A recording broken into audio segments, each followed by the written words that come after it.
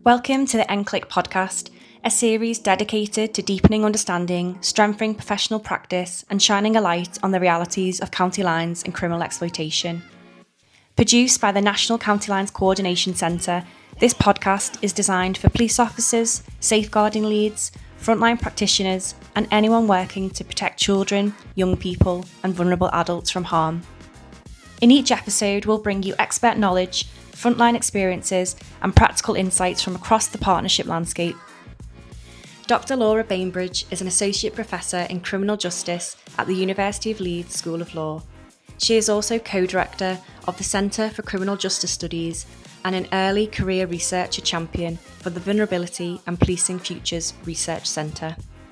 Laura's recent work focuses on county lines, with research topics including cuckooing and those labelled alpha victims. I wanted to begin by discussing her cuckooing research, which draws on her interest in crime, vulnerability, social justice, and housing. Cuckooing is named after the way cuckoo birds take over other birds' nests, and it is a form of criminal exploitation.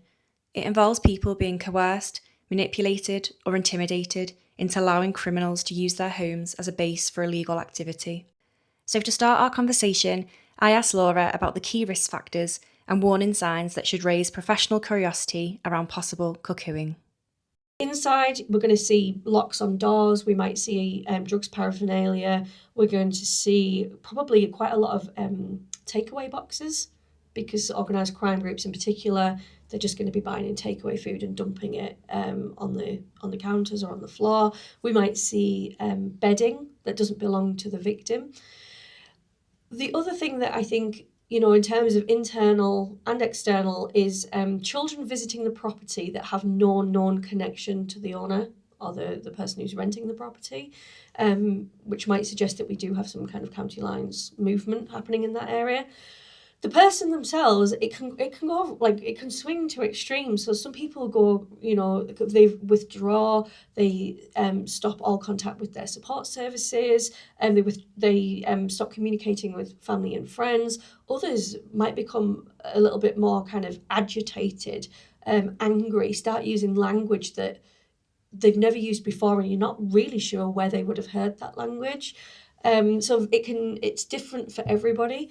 But when we've been interviewing police officers and practitioners, it is that professional curiosity that is usually key. I heard a story recently about it was a neighbourhood police officer, I think, or a housing officer, who noticed that a lady who used to hang her washing out every day without fail, twice a day sometimes, had stopped doing that, even when the weather was good. Yeah. And she immediately was like, red flag, what's going on? And that person was being cuckooed.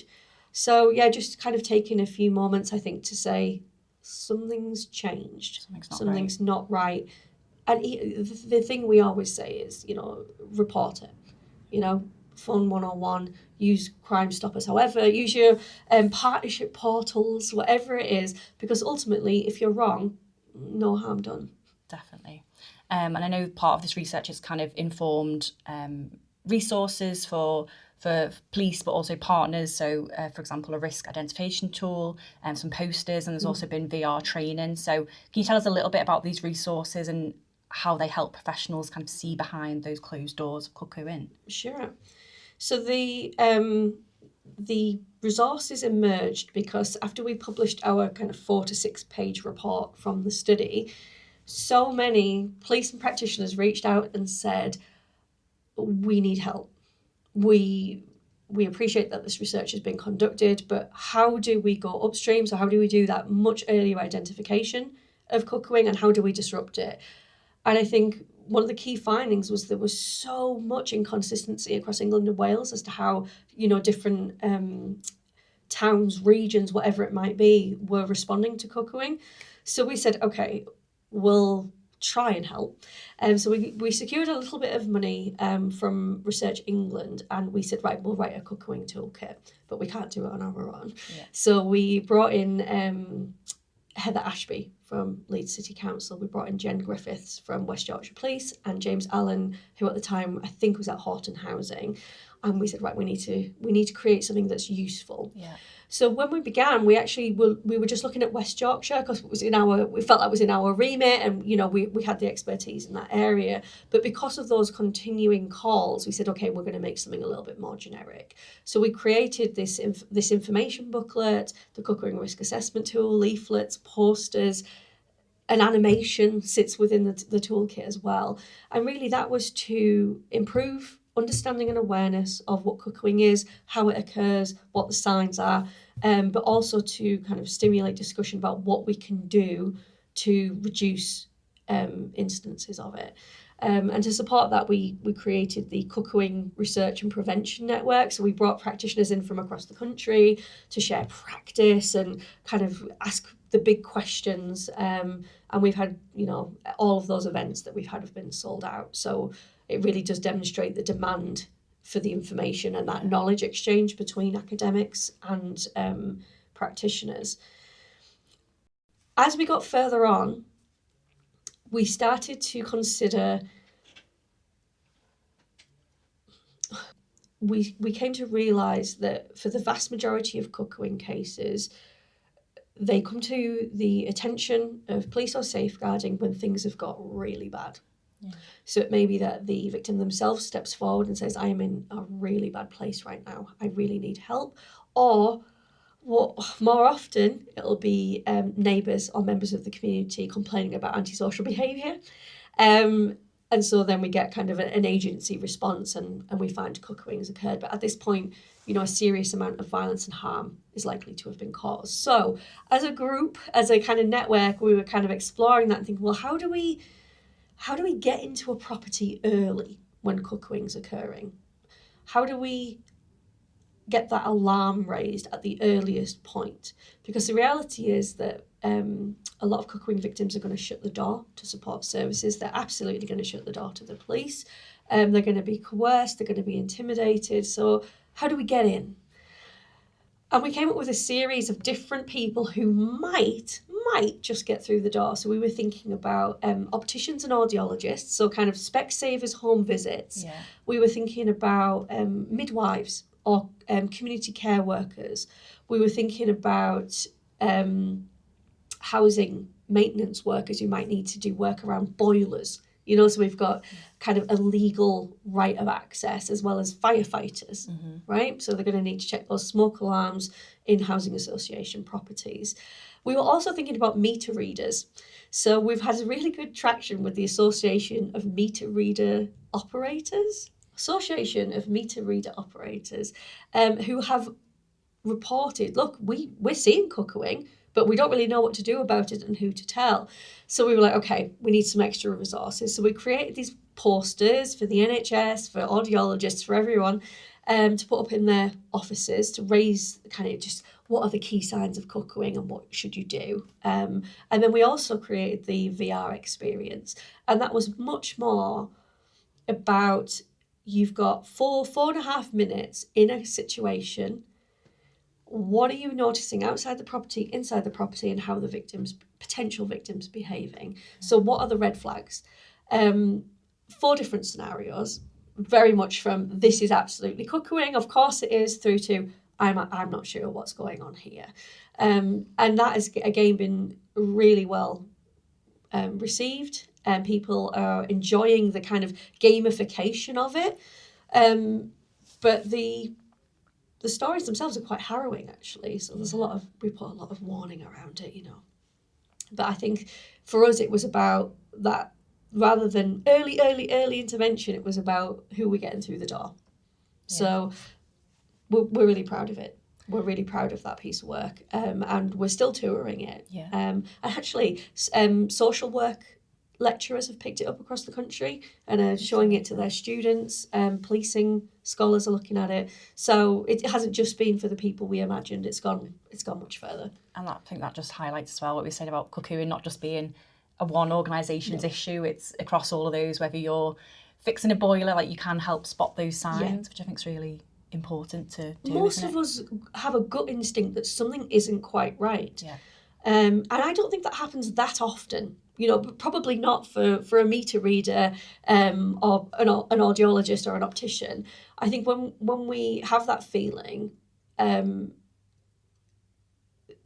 is a sense that, well, what do I do? What do I do about this? Am I best placed? Should I do something? There's a lot of questions that come with that feeling, where for us, we would just keep it simple, report it. And the Association of Meter Reader Operators have done some really good work around this, kind of upskilling their staff and looking at kind of managerial support for that as well. Like, if someone suspects it, what are they going to do to support them? Yeah, so it's all good. That's really good. And I think, the use of virtual reality and more, I suppose, like you just mentioned, the gamification. Have you noticed kind of, obviously you said it's been really proactive and used by lots of different, but have you found that way of translating research into those has been a good way of translating some of these issues which people might not have the confidence with, but it's kind of helped in that way? It's the only way I know how to do it, truthfully.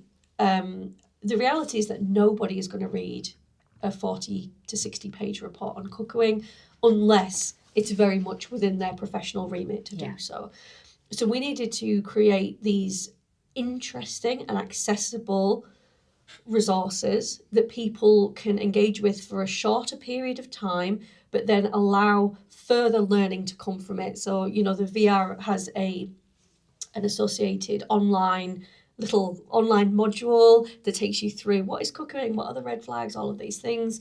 We've got resource banks, we've got workshop training packages for people. So often it's a kind of, it's a little enticement, like, have a look at this and let's see where we can go from there. But the toolkit alone, so that was launched in, I think, September 2024. That has been downloaded more than 50,000 times. Wow. And that doesn't include, access through virtual reality environments or whatever, because we know that the Metropolitan Police have it. So I don't even know what the numbers are now. But we do know that it is being used, and we know how many people have watched the VR. It's in like the hundreds. And it gives us energy, I think, where we think, okay, because it's a huge amount of work. Imagine creating these resources is a huge amount of work, and I think when you put them out into the world, there's always a fear that you've misused a word, or something is going to upset a particular audience. And I think you hold your breath a little bit and just kind of keep your fingers crossed and think we really did our best, and this is coming from a really good place, like we're really trying. The whole purpose of this is to kind of safeguard potential victims and just help professionals, and so far we've been really fortunate. It's been so well received, but it feels high risk sometimes. Definitely. I wanted to move on because we're obviously speaking about Cuckooing at the minute, and obviously it's very topical for when we're filming this at the end of April, because there have been significant steps forward by the government to make it a criminal offence. Can you kind of tell us, from your perspective, what opportunities you think this criminal offence will create, or any challenges as well for the future? I personally was expecting it much later in the year, but it's wonderful. I think it's a really positive step forward. For me, I think the offence will improve recognition of Cuckooing. So rather than saying Cuckooing is just a periphery activity that sits alongside a particular crime, so drug dealing or financial abuse, it's actually saying, look at the harm that this particular activity causes to victims. So for me, it just elevates it into a much more kind of criminal justice space rather than a kind of, probably more of a social policy space. I think it will help to strengthen enforcement, because once we name something and identify it as a potential problem, and I'm using that with a lowercase p, we do tend to see resource move in that direction. So again, wonderful. And I think for me, and this is such a researcher response to this, but I think we're going to see better data. Because right now, the question I get all the time is Cuckooing increasing, decreasing, or plateauing? And I said, I don't know. I don't have the data. I do not know. Now, in a year or two, we will know. We will also have data that tells us what victim profiles look like, what offender profiles look like, and we'll be able to do a lot more kind of hotspot mapping, kind of a bit more risk terrain analysis, so that we can direct resources and energy to the right place. So for me, that is a major win. The other thing that I think is really important is that I would actually hope that cuckooing cases go up in the first few years. And that sounds so counterintuitive, but for me, it's about if the numbers go up in the first few years, it's likely because we've seen further reporting by members of the community or people, practitioners, professionals taking forward their suspicions, kind of reporting it, making sure it's going to kind of multi-agency meetings. For me, I want to see those numbers go up. I want to see that. Then I want to see them come down. Challenges. Mm-hmm. The standard of evidence required is going to be tough. I also worry a little bit that we may criminalise victims who don't sit neatly into the kind of on that offender victim spectrum. The ones who are kind of sitting just in the middle are probably a little bit closer, what feels closer to offender. I just feel like if that happens, we're going to be in a position where we're not going to have people come forward for support. We're going to have a position where we're going to need a huge amount of training and guidance for professionals. I would like it to be, I want that legislation to be applied in a way that supports victims rather than kind of undermines protection. To the best of my knowledge, the guidance notes that sit alongside the Cuckooing clauses are still being drafted, and Dr. Amy Lockery and I, who has conducted much of this research with me and the impact work, we have been collaborating with the Home Office to produce the guidance notes that will sit alongside the offence, and there has been a huge amount of work in this space, and it's been a real privilege to be involved. But one of the things that we were really keen to emphasise was that initial consent is not enduring consent. So it may be that somebody agreed to allow people into their home initially, but they didn't agree to exploitation. Nobody can agree to their own exploitation. So we have to allow that circumstances change. And exactly as I said, initial consent cannot be considered enduring consent. So I'm really hoping that appears in the guidance notes, but we'll have to wait and see. Yeah, be interesting to see how that develops going forward, won't it? Yes, it's exciting for us as researchers to kind of see the research evidence base start to kind of filter in to those kind of, those policy making decisions. So yeah, I know Amy in particular is very excited, as she calls it, for the guidance notes. But the reality is that this is all about safeguarding. Yeah. That's what the eye on the prize is always. How do we reduce this? How do we keep people safe in their own homes? If anyone's listening to this, what would you want them to kind of take away or perhaps do differently on the back of your research or the new, obviously, offences that are due to come into force? Just remain curious, please, and just avoid quick assumptions. I think, working collaboratively with partners is key. No single agency can tackle cuckooing alone. We need to ensure that all responses have that real balance of disrupting criminal activity, but also safeguarding those affected. So just ensuring that we are on, like, everybody's singing from the same hymn sheet, I guess, is going to be crucial, particularly when we start to see arrests, convictions, sentences for this crime. I'd now like to talk about your other research project, which is Crossing the Line, Rethinking the Alpha Victim. This obviously focused on the idea of this alpha victim, and I suppose first I wanted to start with, for listeners who may not be familiar with that term, can you just tell us what that is and how it's kind of typically understood in kind of County Lines context? So alpha victim is a term that's most commonly used by police and modern slavery academics or experts.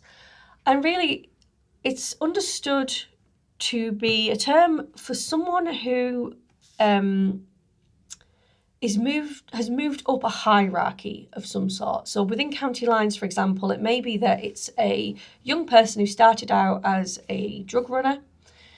They then take on more responsibility. So it might be that they're recruiting other young runners to the line, or they are enforcing the rules of the county line network through violence, intimidation, or debt bondage.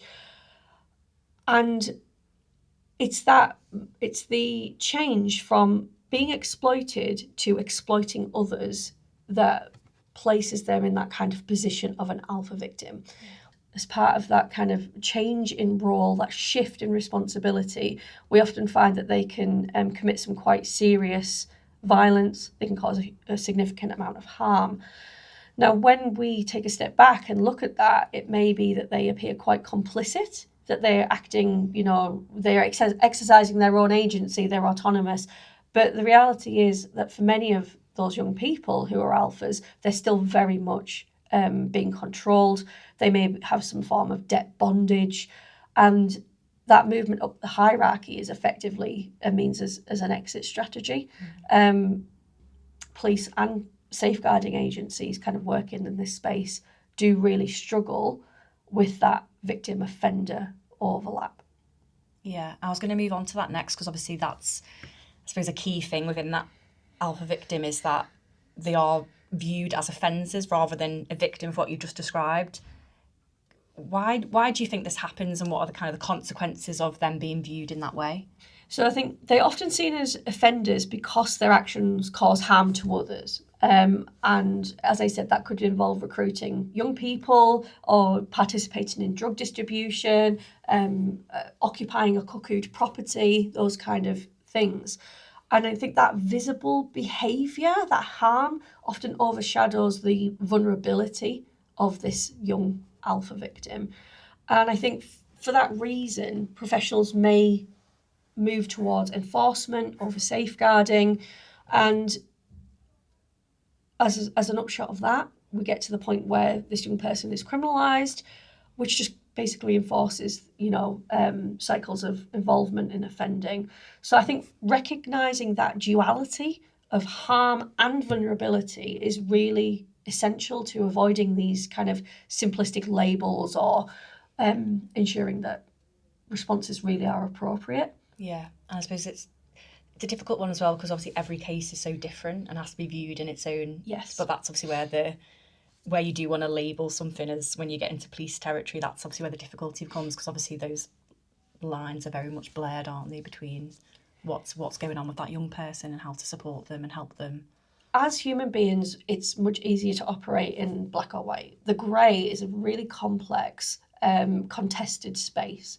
So even within, kind of safeguarding meetings or multi-agency meetings, you have people coming into that room with very different educational backgrounds, with perhaps different lived experience, with different pressures from their management or from their, from different places. So I think everybody can look at the case, and I really dislike that term, but we'll look at the case with different frameworks, and that's where we get this kind of conflict or that push and pull between safeguarding and enforcement. Yeah, and a key thing from your research is that adultification as a key issue. Can you explain a little bit what this means and how this kind of influences decision making in police and also the criminal justice system? So adultification, it really refers to the tendency to view some young people, particularly young black boys, as older, more responsible, more complicit, less vulnerable than they truly are. And this can really influence or impact decision making because they're less likely to be viewed as victims in need of that protection. So instead, they may be treated as these kind of intentional offenders, and that bias can kind of filter into risk assessments, safeguarding decisions, access to support. So for me, I would argue that, adultification always requires really critical reflection and training to ensure that all young people are recognised as children first, with their vulnerability properly assessed and understood. Yeah. And I think I found it really powerful when I watched this, but obviously it's been brought to life through the short film called Crossing the Line, which obviously centres on the story of Alfie Parker. He's a teenager whose life has become tangled within exploitation and also county lines trafficking. We see it through the lens of this multi-agency meeting, what you've just referenced, and how they kind of take place. From your perspective, why was this so important to kind of use that as the vehicle to show your research?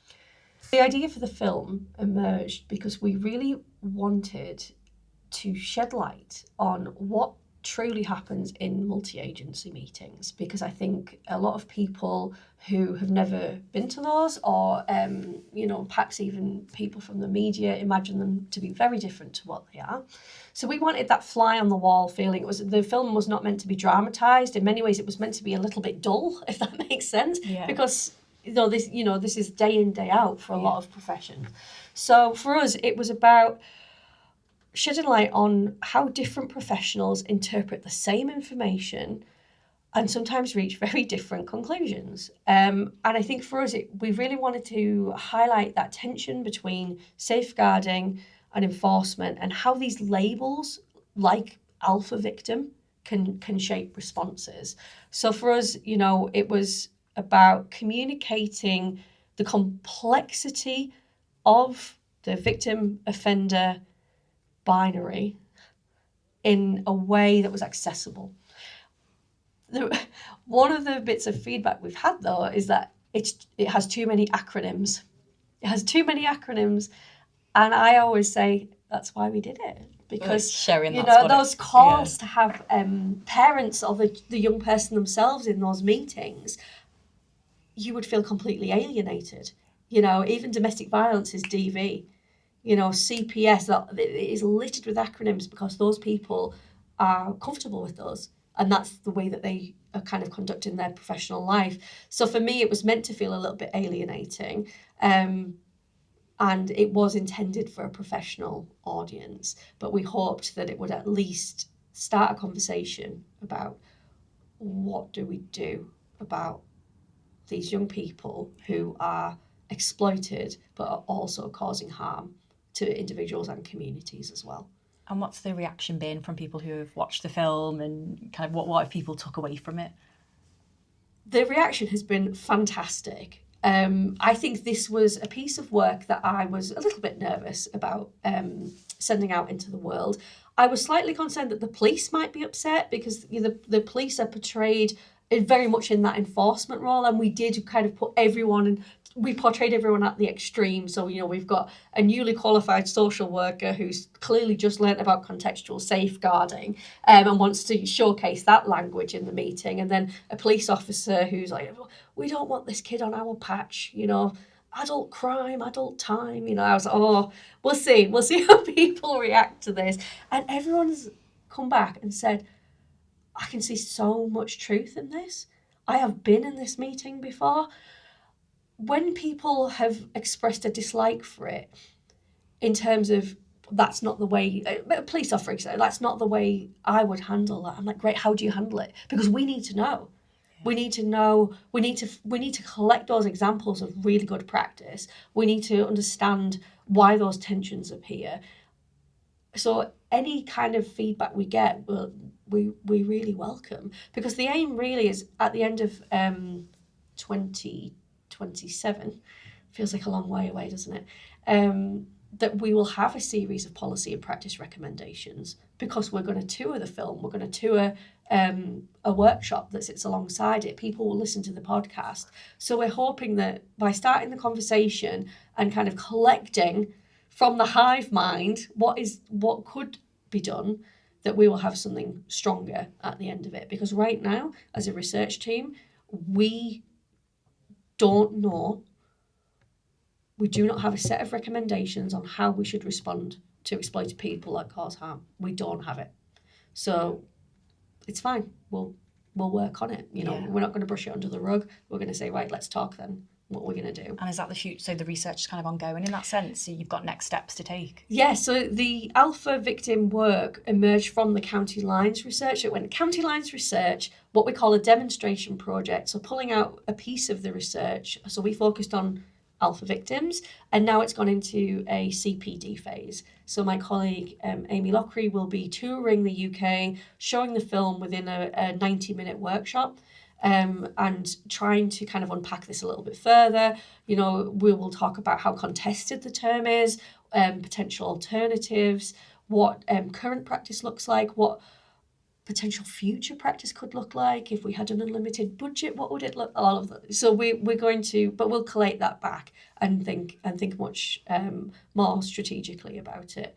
And like you say, that tour is obviously so beneficial as well, because different parts of the country are seeing perhaps different issues, or slightly nuanced issues. So doing that around the country, you're just going to get more perspectives and more insight. Absolutely. And I get really excited by good practice. And when people are telling me, we're doing something really great, I'm like, I'm going to come see it. Let me take a look at it. And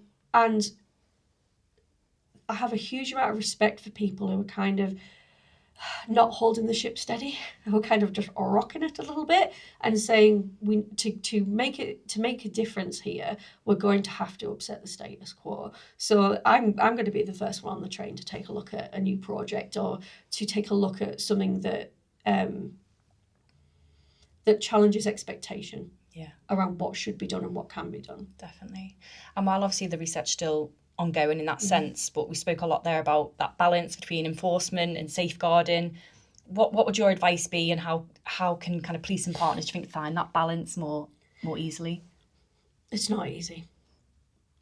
Balancing disruption and safeguarding requires a really nuanced approach that recognises both harm and vulnerability. So I think enforcement may be necessary, should be necessary to tackle organised crime, but it should not come at the expense of protecting exploited individuals. So for me, that means, again, working really closely with different agencies, sharing information, developing coordinated responses, having some level of feedback. If I provide this information, could you tell me what's happened with it? I think we get a lot of complaints about partners feeding into the police void, the partnership portal. I put all this information in and nothing comes back. But it's an active investigation. Yeah, but could you just tell me? No. So I think just, one of the things we recommended was having a kind of monthly newsletter or something that said, because of the information you've provided as wonderful partners, here's things that have happened, right? And it could even just be like half a page top line, but just feeling that your contribution is being valued and that things are happening in response to it would be really, really welcome, I think. Definitely. And if anyone wanted to find out more about your research or get any of the resources, where do people need to go? So you can download for free all of the Alpha Victim resources on the Vulnerability and Policing Futures Research Centre website. All of the Cuckooing information is on my webpage at the University of Leeds. So you can just Google me, Dr. Bainbridge, University of Leeds, I'll pop up, and all of the Cuckooing resources are there. That's again, fantastic. Free, available to download. Fantastic. Thank you so much. And thank you so much for your time today. It's really appreciated. Thank you for having me. Thank you for listening to this episode of the NCLCC podcast. If you found this episode useful, please share it with colleagues and other professionals working to protect vulnerable individuals from harm. Together, we can continue to build safer communities and improve outcomes for those affected by county lines. Please join us next time as we continue exploring new perspectives, emerging trends, and the collaborative efforts shaping the fight against criminal exploitation.